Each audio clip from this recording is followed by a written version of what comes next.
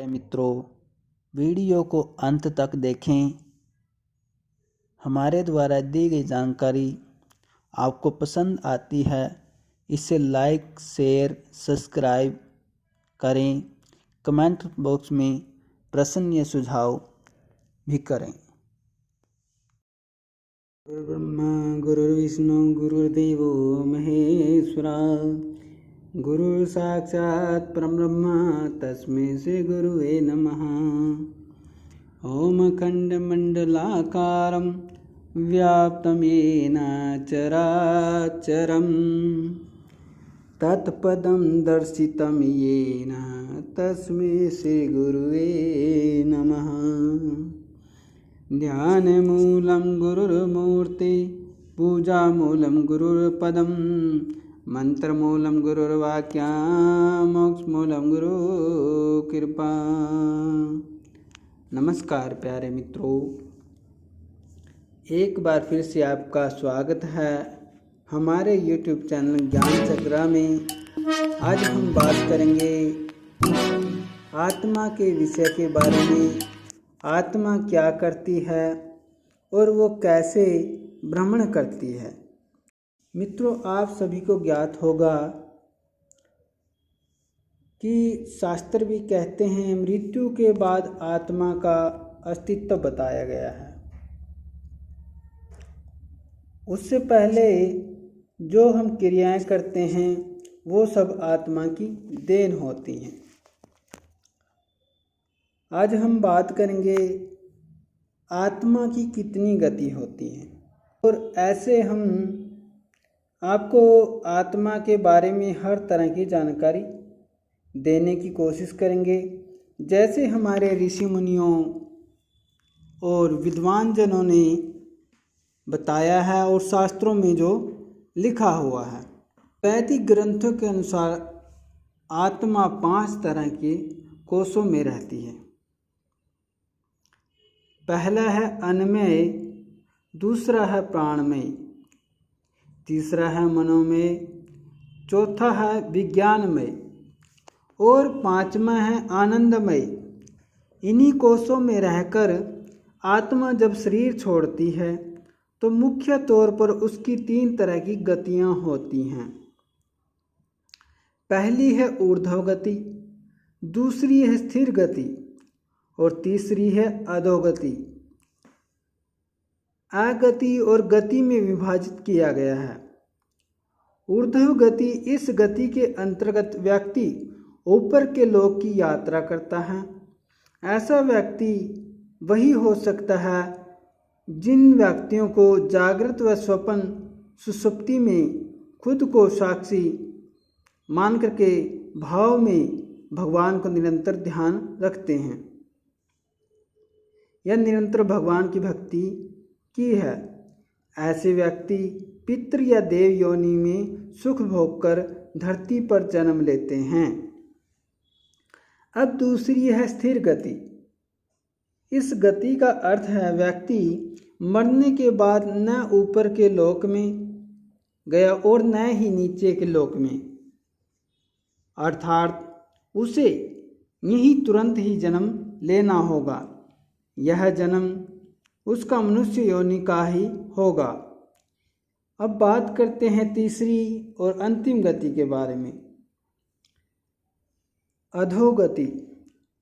जिस व्यक्ति ने किसी भी प्रकार का पाप करके या नशा करके अपनी चेतना या होश के स्तर को नीचे गिरा लिया, वह नीचे के लोक की यात्रा करता है। यानी कि रेंगने वाले कीड़े या मकोड़े या गहरे जल में रहने वाले जीव जंतु अधोगति का मान हैं। तो ये अधोगति किस तरह होती है? पुराणों के अनुसार जब कोई मनुष्य मरता है या आत्मा शरीर को त्याग कर यात्रा आरंभ करती है तो इस दौरान उसे 3 प्रकार के मार्गों से निकलना पड़ता है। उस आत्मा को किस मार्ग पर चलाया जाएगा यह केवल उसके कर्मों पर निर्भर करता है। ये 3 मार्ग इस प्रकार हैं: अर्ची मार्ग, धूम मार्ग और उत्पत्ति विनाश मार्ग। मित्रों, आज हम अर्ची मार्ग के बारे में बात करेंगे। अर्ची मार्ग ब्रह्मलोक और देवलोक की यात्रा के लिए होता है।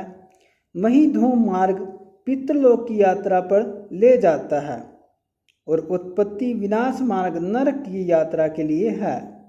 हालांकि सभी मार्ग से गई आत्मा को कुछ काल विभिन्न लोकों में रहने के बाद पुनः मृत्युलोक में आना पड़ता है। अधिकतर आत्माओं को यहीं जन्म लेना और यहीं मरकर पुनः जन्म लेना होता है। यजुर्वेद में कहा गया है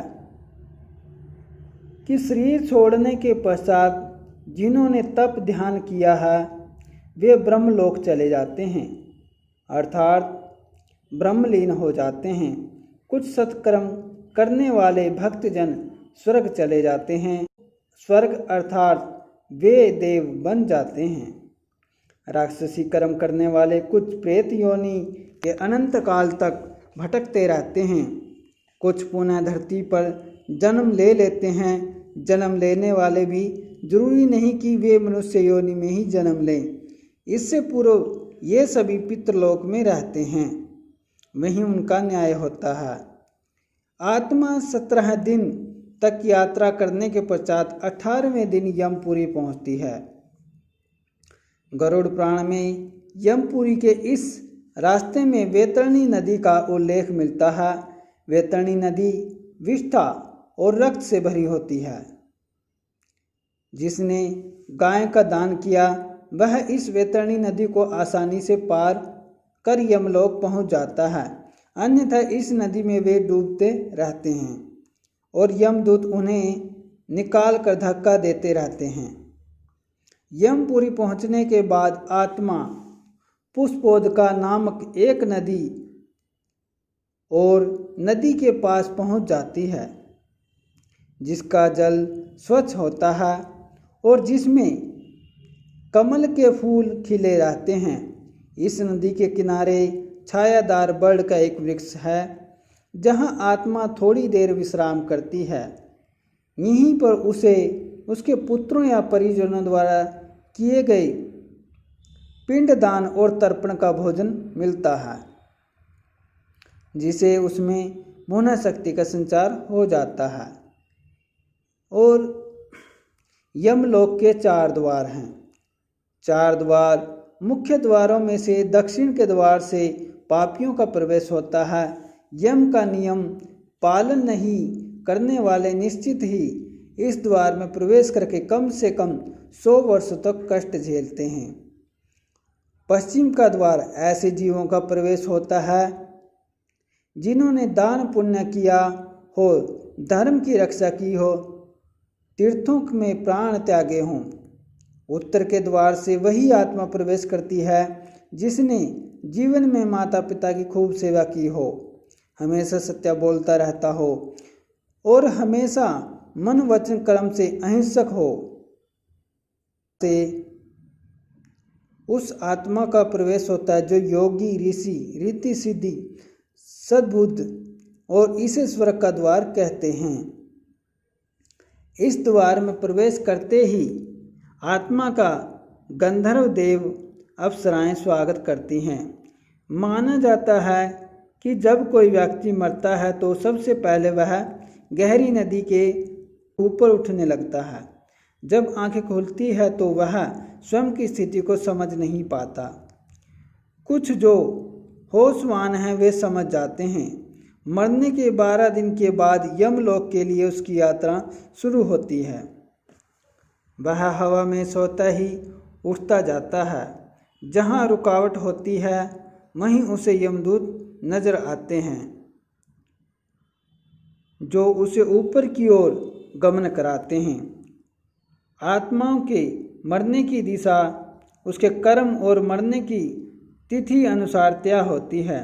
जैसे कृष्ण पक्ष में देह छोड़ दी है तो उस काल में दक्षिण और उसके पास के द्वार खुले होते हैं, लेकिन यदि शुक्ल पक्ष में देह छोड़ी है तो उत्तर और उसके आसपास के द्वार खुले होते हैं। लेकिन जब कोई नियम काम नहीं करता, जबकि व्यक्ति पाप से भरा हो, शुक्ल पक्ष में मरकर भी वह दक्षिण दिशा में गमन करता है। इसके अलावा उत्तरायण और दक्षिणायन सबसे ज़्यादा महत्व होता है। उत्तरायण में मरने वाले 4 द्वारों, 7 तोरणों तथा पुष्पोदकों, वेश्वती आदि सुरम्य नदियों के पूर्ण अपनी पूरी में पूर्व पश्चिम तथा उत्तर के द्वार में प्रविष्ट होने वाले पुण्यात्मा को भगवान विष्णु के दर्शन होते हैं, जो शंख चक्र गदा पद्मधारी चतुर्भुज नीलांब रूप में अपने महाप्रसाद रत्नासन पर दर्शन देते हैं। ऐसी शुभ आत्मा स्वर्ग का अनुभव करती हैं, उसे शांति व स्थिरता मिलती है। स्वर्ग में रहने के पश्चात वह किसी अच्छे समय में पुनः अच्छे कुल और स्थान में जन्म लेती है। जो लोग पापी और अधर्मी, जिन्होंने जीवन भर श्राप, मांस, स्त्री गमन के अलावा कुछ नहीं किया, जिन्होंने धर्म का अपमान किया, जिन्होंने कभी भी धर्म के लिए पुण्य का कोई कार्य नहीं किया, वे मरने के बाद स्वतः ही दक्षिण दिशा की ओर खींचे चले जाते हैं। ऐसे पापियों को सबसे पहले तप्त लोह द्वार तथा पुए, शोणित एवं क्रूर पशुओं से पूर्ण वैतरणी नदी पार करानी होती है। आने के बाद दक्षिण द्वार से भीतर आने पर वे अत्यंत विस्तरणीय सरोवरों के समान नेत्र वाले धूम्र वर्ण परल्या मेघ के समान गर्जन करने वाले ज्वालामय रोमधारी बड़े तीक्ष्ण प्रज्वलित दंतयुक्त संडासी जैसे नखों वाले चरम वस्त्रधारी कुटिल भ्रूकुटी भयंकरात्म वेश में यमराज को देखते हैं। वहाँ घोरोत्तर पशु तथा यमदूत उपस्थित मिलते हैं। यमराज हमें सदा शुभ कर्म की आशा करते हैं, लेकिन जब कोई ऐसा नहीं कर पाता तो भयानक दंड द्वारा जीव को शुद्ध करना ही इनके लोक का मुख्य कार्य है। ऐसी आत्माओं को यमराज नरक में भेज देते हैं। प्यारे मित्रों, आगे आने वाले वीडियो में हम आपको बताएंगे कि कैसे आत्मा अपने जो उसको अंतिम संस्कार करते हैं कैसे उसको पहचान जाती है और क्या उसके बीच में रह के कार्य करती हैं। हमारे द्वारा दी गई जानकारी आपको पसंद आई है, इसे लाइक और हमारे YouTube चैनल को शेयर करें। नमस्कार प्यारे मित्रों, नमस्कार।